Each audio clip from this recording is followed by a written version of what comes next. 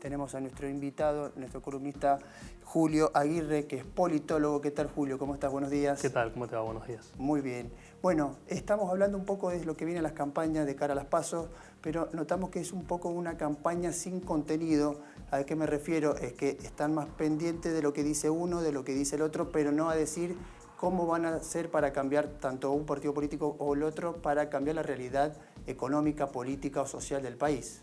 Sí, efectivamente lo que estamos viendo es una campaña muy poco propositiva en el sentido de tratar de expresar políticas de gobierno o programas de gobierno para enfrentar la situación que se viene, lo cual aumenta cierta incertidumbre por el lado de los votantes de no estar seguros qué esperar de cada uno de los partidos. En este sentido, y tomando en consideración que tenemos de cara a las PASO, es posible que las estrategias de campaña luego de las PASO y en base a los resultados de las PASO se alteren leve o profundamente dependiendo de esos resultados, pero por lo pronto lo que estamos viendo es una campaña muy tibia donde simplemente están tratando de marcar líneas generales de identidad político-partidaria.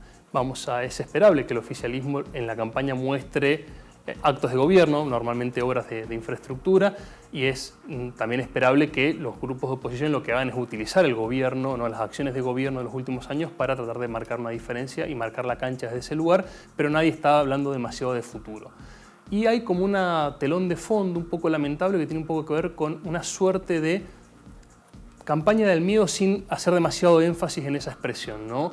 Por un lado tenemos, como escuchábamos recién, ¿no?, al gobierno, al oficialismo diciendo cuidado que si no seguimos por esta senda somos Venezuela, ¿no? Digamos, eso implica inexorablemente decir no algo propositivamente, yo te prometo tales políticas públicas, sino más bien decir la alternativa es peor. Claro. Y por el lado, por ejemplo, dentro de las oposiciones, los que van rankeando la intención de voto, que son los Fernández, usan constantemente una palabra que es importante y también viene a cuento con esta idea de miedo, que es la palabra caos. Claro. Dice, la continuidad de Macri es caos, es más caos. Por consiguiente, es algo que veníamos anticipando ya hace varios meses. El gran electorado, el gran elector de estas próximas elecciones es esa mayoría de indecisos. Esa mayoría de indecisos es bastante reacia tanto a la figura del actual presidente como a la figura de la expresidenta.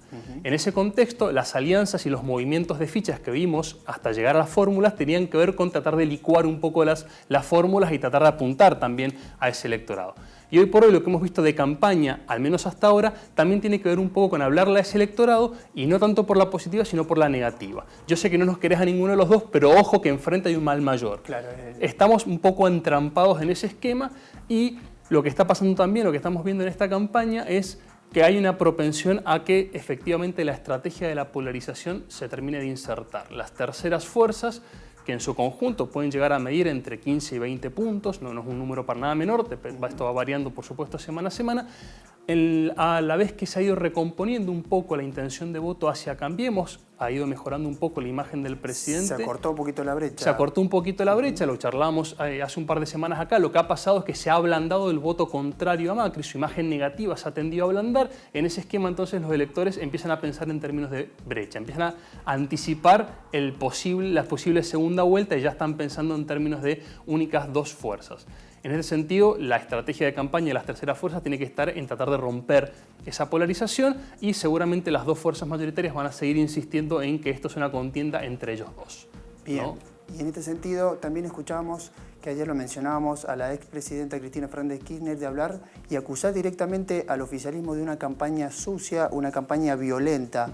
Esto se da frecuentemente, esto permanentemente se da tanto del oficialismo como de la oposición. Bien. Bueno, es difícil rastrear en la historia de las campañas políticas una campaña que no haya tenido componentes de campaña sucia.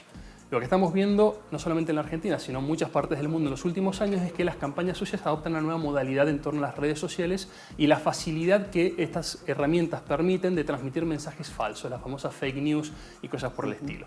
En ese esquema, lo que estamos viendo es sí una campaña sucia de mensajes distorsionados o mensajes falsos en las redes sociales. Creo que la que tenemos que mirar con más atención ahora es WhatsApp, que es posiblemente la que se active con más fuerza más cerca de las campañas, o al menos eso es lo que indican elecciones en otros países.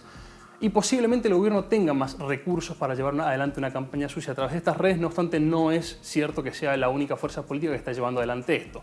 Las desinformaciones constantes respecto a información de todo tipo sobre acciones de gobierno por parte de partidos de la oposición también está presente. ¿Vamos a ver campañas sucias? Sí, es normal ver campañas sucias. Lo que estamos en una situación relativamente novedosa, que es cómo se vehiculiza esa campaña sucia con las herramientas de las redes sociales, algo novedoso y algo difícil, mucho más difícil de controlar, ¿no? Porque sacar una declaración en un diario, aunque fuese un diario poco relevante, por una campaña, digamos, mentir deliberadamente en medios tradicionales implicaba la activación de un conjunto de mecanismos judiciales que permitían identificar la responsabilidad de quienes publican esas noticias. Hoy las redes sociales habilitan la posibilidad de salir con cualquier tipo de mensaje y que sea muy difuso o muy difícil de comprobar la responsabilidad en la emisión de ese mensaje. Por consiguiente, estamos en un escenario nuevo de campaña sucia, no porque la campaña sucia sea algo novedoso, sino porque la manifestación es bastante novedosa. Y por último, Julio, te pregunto, sobre todo que nos hace ruido, ¿qué pasó con las antiguas, lo que se llamaban las plataformas de campaña que antes tenía cada partido político para, como bien decíamos anteriormente, nombrar todas las virtudes o qué es lo que pretendían cambiar? ¿Ha quedado en el olvido, ha quedado en el pasado eso? Ciertamente se ha desdibujado mucho esa estrategia de campaña. Con el ascenso de Internet empezaron a aparecer como muy fuerte esta posibilidad de tener una especie de estrategia multimediática, si se quiere, en torno a una plataforma web que permitía múltiples dispositivos ahí de campaña. Esto se viene muy desdibujado. Lo que estamos viendo es un uso más intensivo de la segmentación del electorado. Esto es a través de las redes que permiten llevar mensajes más específicos a grupos más pequeños de audiencia, una proliferación de mensajes muy heterogéneos, muy segmentados y orientados a distintas audiencias y no tanto una instancia integradora de una imagen partidaria coherente, sistemática, que a su vez demanda algo más la plataforma, demanda una plataforma de política pública que hoy por hoy no estamos viendo.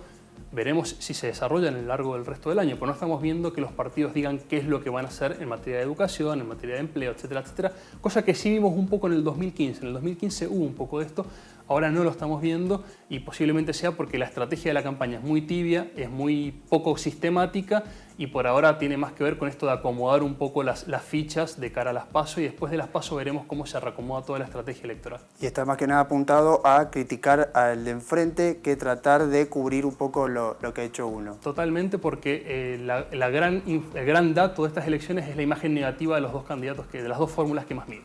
En ese sentido, lo que hay que tratar es de maximizar la imagen negativa del adversario y tratar de algún modo matizar o ablandar un poco la perspectiva negativa sobre la fórmula propia.